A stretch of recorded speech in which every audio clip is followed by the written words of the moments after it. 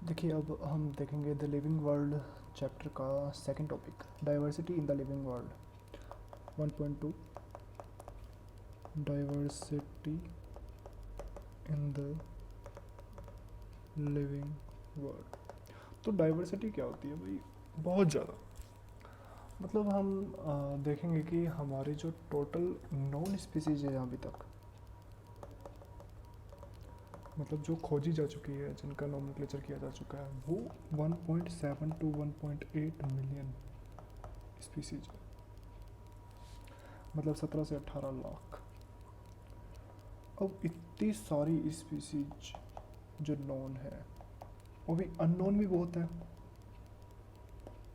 Unknown भी non से बहुत ज़्यादा है। लगभग अननोन लगा लीजिए आप, टोटल रॉबर्ट मे के अकॉर्डिंग 7 मिलियन स्पीसीज है, जिनमें से 1.7 या फिर 1.8 मिलियन ही नॉन है। तो बाकी पूरी जो 5 टू 5.2 5.3 मिलियन स्पीसीज है वो अननोन है। तो आप देखिए कि अभी नॉन के ही देख लेते हैं कि 1.7 मिलियन 1.8 मिलियन 17 से 18 लाख स्पीसीज हैं। तो कितनी डाइवर्सिटी है स्पीसीज में, बहुत ज़्यादा डाइवर्सिटी है स्पीसीज में। तो इस डाइवर्सिटी के कारण, और हमें जो ह्यूमन की टेंडेंसी होती है कि भाई सभी चीज़ों को स्टडी करना है, तो भाई 17-18 लाख स्पीसीज है, तो एक एक को अलग अलग स्टडी करने के लिए बहुत ज़्यादा, मतलब क्या कहते हैं उसको, पावर स्टेमिना लगेगा। तो उस चीज़ को रोकने के लिए उन्होंने नोमेनक्लेचर को अपनाया।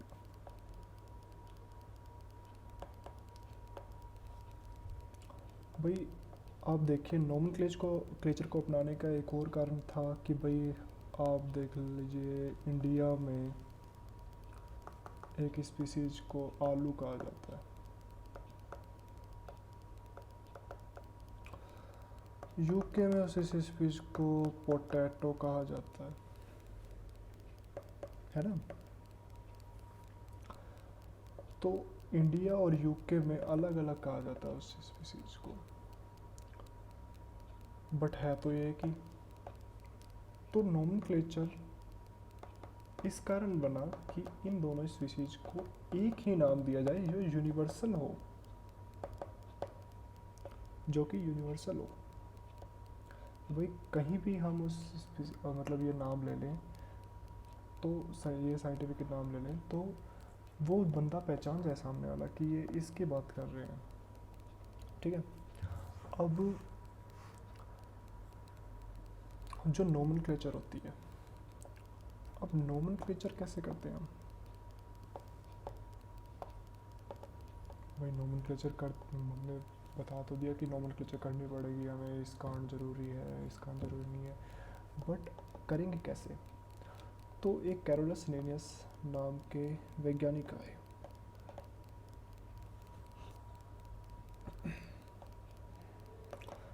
इन साइंटिस्ट ने एक बायोनोमियल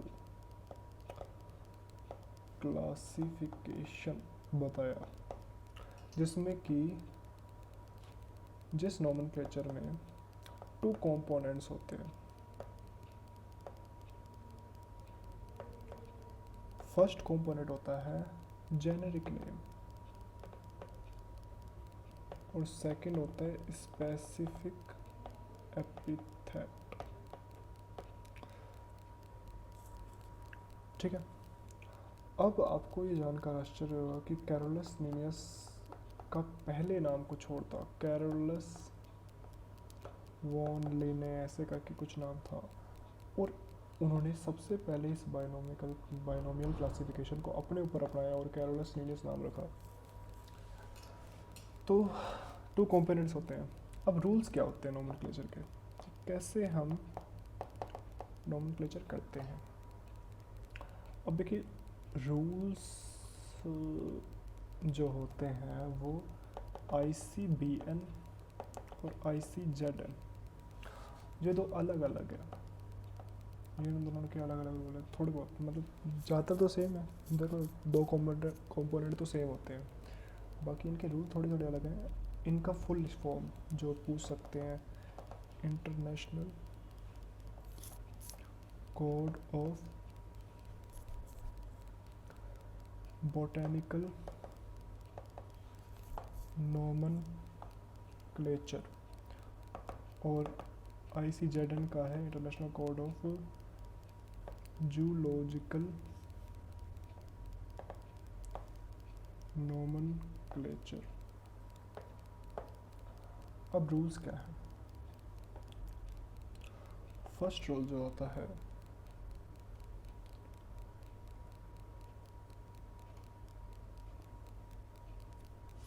यूनिवर्सल रूल है ये। फर्स्ट रूल जो होता है वो है कि बायोलॉजिकल नेम्स और जनरली इन लैटिन में लिखे जाते हैं और रिटन किए जाते हैं इटैलिक्स में। मतलब लैटिन होते हैं, लिखे जाते हैं इटैलिक्स में। अब अगर हम प्रिंट कर रहे हैं तो प्रिंट तो इटालियन में होना चाहिए, या फिर हम अंडरलाइन कर सकते हैं, जैसे इंग्लिश में लिख दिया और हमने अंडरलाइन कर दिया, ठीक है। अब सेकंड रूल, जो फर्स्ट वर्ड होता है वो जीनस को रिप्रेजेंट करता है, और जो सेकंड वर्ड होता है वो स्पेसिफिक एपिथेट को रिप्रेजेंट करता है। थर्ड रूल, हमने बताया कि भाई जब प्रिंटेड होगा, ठीक है, जब प्रिंटेड होगा तो फिर इटैलिक्स में लिखा जाएगा, ठीक है। और जब हम लिखते हैं, रिटन करते हैं, तो इंग्लिश या किसी भी लैंग्वेज में लिख के उसको अंडरलाइन करना होता है, सेपरेटली अंडरलाइन करता होता है, यही है मतलब बोथ द वर्ड्स अगर हम प्रिंट करवा रहे हैं, मतलब प्रिंटेड है तो इटैलिक्स, और हम लिख रहे हैं तो सेपरेटली अंडरलाइन करना होगा इसे, मतलब दोनों वर्ड को अलग अलग अंडरलाइन करना होगा। और जो है जीनस का फर्स्ट लेटर जो है वो कैपिटल होता है, बट स्पेसिफिक एपिथेट का स्मॉल ही लिखा जाता है फर्स्ट लेटर। तो ये 4 रूल्स हो गए। अब आगे क्या है?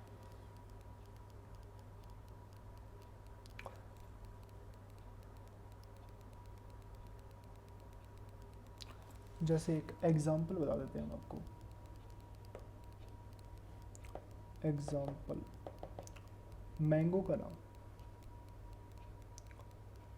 मैंगो का नाम जो है मैंजीफेरा, एम बड़ा ये, ठीक है, मैंजीफेरा अंडरलाइन इंडिका। अभी आई छोटा है, देखो देखो, ये एम बड़ा है, ये आई छोटा है, ये कैपिटल और ये स्मॉल, और ये अंडरलाइन किया है, दोनों को अलग अलग, ठीक है। तो फिर हम आगे बढ़ते हैं। अब एक चीज़ होती है टेक्सा। टेक्सा क्या होता है? टेक्सा एक कैटेगरी को डिनोट करता है, ठीक है। टेक्सा जो है कैटेगरी को डिनोट करता है, किसी भी कैटेगरी को, मतलब जैसे फॉर एग्जांपल जैसे डॉग है, तो डॉग भी एक टेक्सा है, मतलब डिफरेंट लेवल पे भी ये कैटेगरीज को डिनोट कर सकता है। जैसे डॉग भी एक टैक्सा है, ठीक है, और मैमल्स हो गए, मैमल्स भी टैक्सा है, एनिमल भी एक टैक्सा है। मतलब different different categories different different level पे, different different categories different different level पे जो डिनोट करता है, सबको हम टैक्सा कह सकते हैं। जैसे आप प्लांट्स में देख लीजिए, जैसे सनफ्लावर टैक्सा है, प्लांट टैक्सा है। मतलब कुल मिला के कहने का मतलब ये है कि कैटेगरीज एट डिफरेंट लेवल और सेम लेवल, मतलब एक कोई भी कैटेगरी जिसमें हम ऑर्गेनिज्म को स्टडी कर सकते हैं।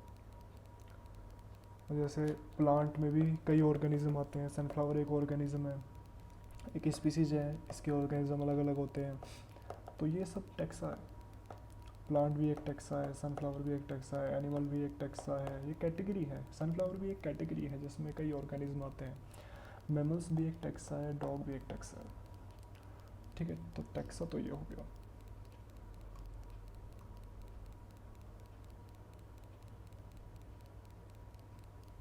देखिए,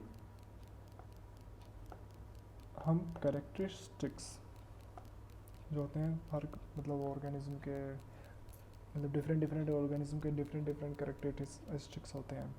तो कैरेक्टरिस्टिक्स के बेस पर हम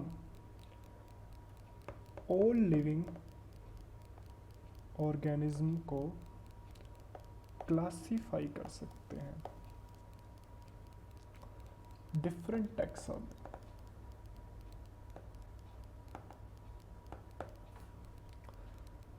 और ये प्रोसेस जो कहलाती है, ये क्लासिफिकेशन की ये प्रोसेस, दिस प्रोसेस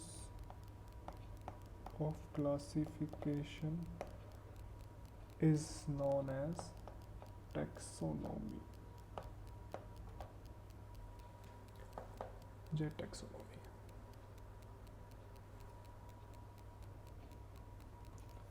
कई चीज़ों पे कर सकते हैं हम, जैसे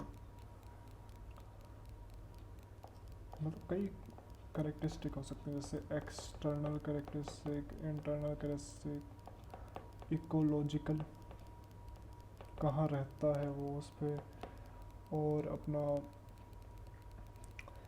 एक और होता है डेवलपमेंट प्रोसेस। डेवलपमेंट प्रोसेस किससे कैसे डेवलपमेंट हुए उस पर। तो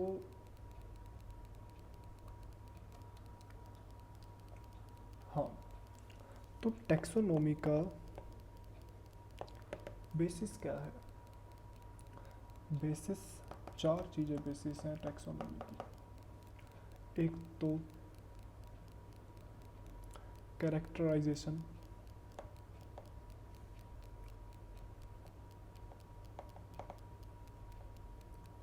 एक आइडेंटिफिकेशन, एक क्लासिफिकेशन, और चौथा नोमेनक्लेचर। अब देखो कैरेक्टराइजेशन क्या है। कैरेक्टराइजेशन है जैसे कोई भौंकता है, बार्क करता है, कैनाइन बड़े हैं जिसके, और साथ में मतलब पाला जाता है, और ऐसे ही मतलब 4 लेग्स हैं, एटसेट्रा एटसेट्रा। तो ये हमने कैरेक्टरिस्टिक बता दिया। अब आइडेंटिफिकेशन में क्या आएगा? भाई ये तो डॉग है, भाई भाग भौंकता है, कैनाइन बड़े हैं, 4 लेग्स हैं, पालतू है, पाला जाता है, डॉग्स है। और क्लासिफिकेशन कैसे करेंगे हम? डॉग को कौन सी कैटेगरी में रखना है, जैसे मतलब डिफरेंट डिफरेंट आगे हम पढ़ेंगे क्लासिफिकेशन में कि भाई कैसे कैसे डिफरेंट डिफरेंट फैमिलीज होती हैं, ऑर्डर होते हैं, तो उसमें रखेंगे। और नोमेनक्लेचर हमने पढ़ लिया, 2 टाइप, मतलब 2 कंपोनेंट्स वाले नोमेनक्लेचर होते हैं, generic name and specific epithet. तो उसमें से कैसे कैसे करेंगे? अब टैक्सोनॉमी की 4 चीज़ें मेन होती हैं, टैक्सोनॉमी के लिए 4 चीज़ें इंपॉर्टेंट होती हैं। अब देखो, एक आते हैं अपनी सिस्टेमिक्स। भाई साइंस की वो ब्रांच, अब देखो साइंस की वो ब्रांच जिसमें अपन देखते हैं कि अरेंजमेंट कैसे होता है ऑर्गेनिज्म का। भाई सिस्टेमिक्स जो है वो सिस्टेमा से बना होता है, सिस्टेमा वर्ड से मिलकर मतलब बना है, जिसका मीन होता है कि अरेंजमेंट ऑफ ऑर्गेनिज्म, की ऑर्गेनिज्म का अरेंजमेंट कैसा है, तो ये सिस्टेमिक्स होती है। अब एक चीज़ और है जो सिस्टेमा नेचुरी, एक बुक थी वो कैरोलस लीनियस के द्वारा लिखी गई थी, तो ये इम्पोर्टेंट है। ओके ब्रो, ओके, तो आज के लिए इतना ही, इस वीडियो में इतना ही दिखाएंगे। अगली वीडियो में हम आपको इससे आगे का बताएंगे।